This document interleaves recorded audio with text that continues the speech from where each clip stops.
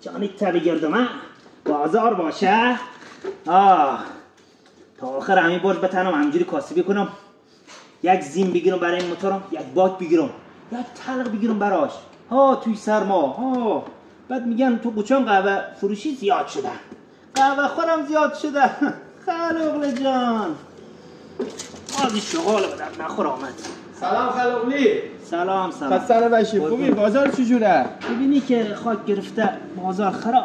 ما همین اسنپ کار منیم 15 تومن کرایه را میدن، 14 تومن میشه 1000 تومن. اونا چیه می‌نویسی خلوقلی؟ بدهی به محمد 1.200 بدهی خواه. چینا مال بدهی به خدا دعایی کردن اونم ماره. خلوقلی میگم یک قهوه فروشی هم بزنم جواب با ماشین نبودم استلاکا گرونه اصلا در نمیشه. بزن خوبه بزن. یک قهوه بزن. یک دانم تو بزن. یک قهوه بزن ما برم یک کارت از تو ماشین بیارم الان بیارم. بزن یا الان بزن. شغال به درد نخور. یک نمیتونه اسنپ کار کنه قهوه فروشی بزنم. هم کی